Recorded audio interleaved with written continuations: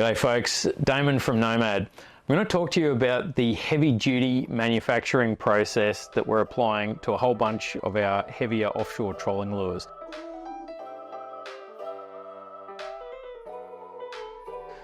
Now, the need for this has come from the basic concept of how do we make lures incredibly strong, tough, durable, so they can just stand up to multiple, attacks, they can keep swimming and absolutely have no issues at all in terms of breakage. So how do we achieve that in a plastic lure to essentially make it as absolutely strong as we can? That was the premise of the whole HD Heavy Duty series. It's to, make it better. So what have we done?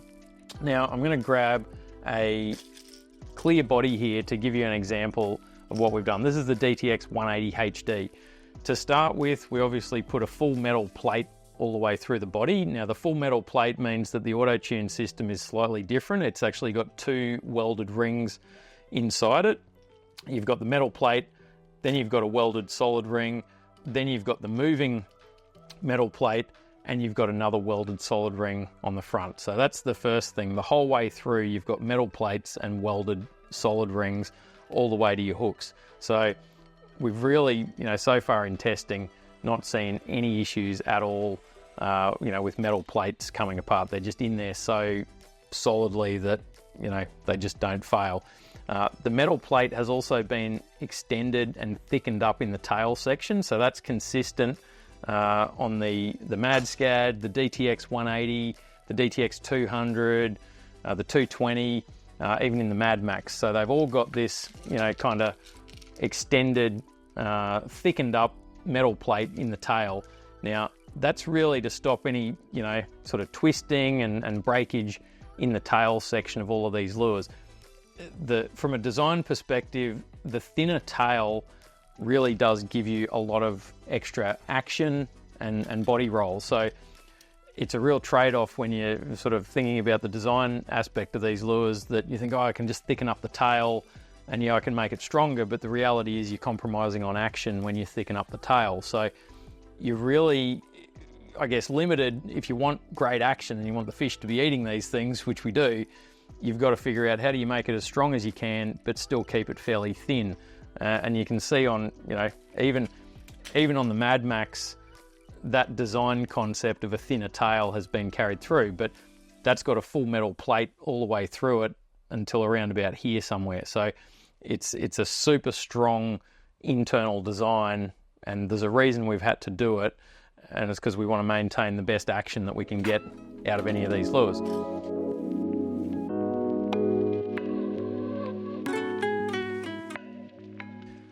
Now the next part of this is obviously the internal diamond armour. So that sort of crisscross pattern that you can see inside these is for additional strength, as are the vertical supports that you can see there.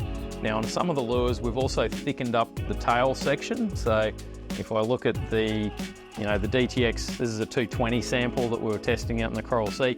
This has got a thicker tail section internally with the thicker plastic to about here. So as well as the metal plate, we've thickened up the plastic through there. We've also thickened up the internal plastic in the head section. As you can see in here, we've also got the curved internal strengthening in the head section there. So that's to stop any chance of, any sort of breakage through this. This part of the lure here is kind of the thinnest part where the bib is connected. It's quite, thin underneath the head. So that reinforcement, the curved section through the head, is consistent through most of the range to make sure that we don't have any chance of any sort of breakage in the head section. The other part of the HD series that's been super important is the weld on the plastic body. So plastic lures are made by essentially ultrasonic welding two halves together. Now they're really only as strong as that weld is going to allow them to be. So we've really, tried to make sure that we've put a lot of effort into the technology behind that welding process. We've had to get different machines to, get stronger welds, and we're testing it. So we've developed our own pressure testing machine to, check the integrity of these welds. It's essentially a giant stainless steel pressure testing vessel that can simulate underwater depths. It simulates essentially putting a lure 500 meters down in the ocean underwater for anywhere up to 3 to 5 minutes. So when we do the first production batch, everything gets tested to make sure there's no water ingress coming in, the welds are strong. And once we've done that, you can't just say, hey, well, we've done the testing in the pressure testing machine. You got to take these things out and test them on fish, because the impact of a 100-pound wahoo hitting these things at super high speed, that can cause issues. So we've got a whole bunch of lures here that we've recently been out in the Coral Sea testing for strength and durability. This is one of the Madmacs 190 Autotunes. This is a Madmacs. So these have all been catching 6, 8, 10 wahoo, yellowfin tuna. It's a bit of a balance between trying to keep a few of them for posterity where you've got the teeth marks on them versus keep fishing them and risk losing them. So we've had lures that have stood up to catching 15 to 20 fish in a row, put them out, there's no issues, they keep swimming. That's exactly what we need to know. So we're out there actually testing all of this stuff, putting processes in place to make sure that they're strong, they're durable, they're not going to break. You can take them out of the box and just fish them, and they'll keep running straight and fast, first time, every time. So the HD series currently consists of the DTX 180, the Madmacs range, the DTX 200, 220, and the Madmacs 190 Autotune. You can go and check out all the colours and details on the website at nomadtackle.com.